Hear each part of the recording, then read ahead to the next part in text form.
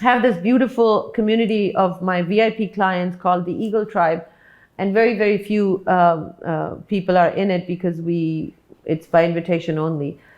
And one of them was sharing her life story, which maybe one day I will ask her to share with you guys as well. But she was talking about how from birth, from the moment she was born, because she was, of course, a girl and her mother didn't want any more girls, she wanted a son. Her mother refused to even hold her. So from the moment that she was born, her hardship started. And then her mother wanted to give her up for adoption because she didn't want a daughter.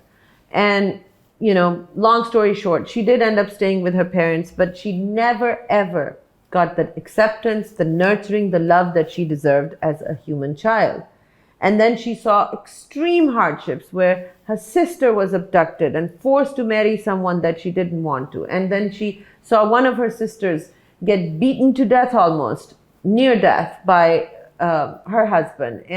And at a very young age, even though she was the youngest, she had to become the son. She had to grow up, take care of her sisters, take care of her parents. And she had to continue to fight. And just when you think that life was getting better, she moved to America, got married, and then ended up in an abusive marriage herself and had 2 daughters. And now when she talks about her life, she is divorced, she's single, after fighting all these battles. When I talk to her about her life, which I tell you, one harrowing experience after another. I have not heard a more harrowing story than hers, because it's just filled with one tragedy after another.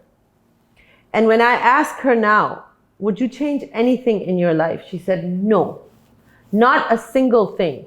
Because I cry when I see those events, how much Allah loved me.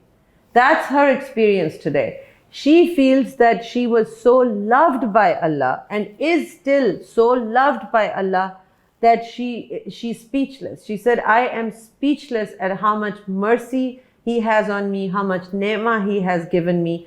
I am so grateful to my Allah Ta'ala. I love Him so much that I just can't believe, how did I deserve such a great life? You see, this is the perspective that completely changes everything.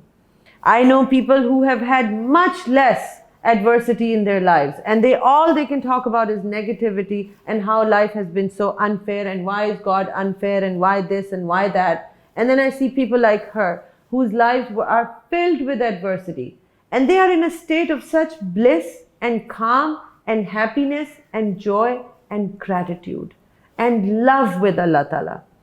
So please understand, it is all here. It is your perspective. Change your perspective, change your life.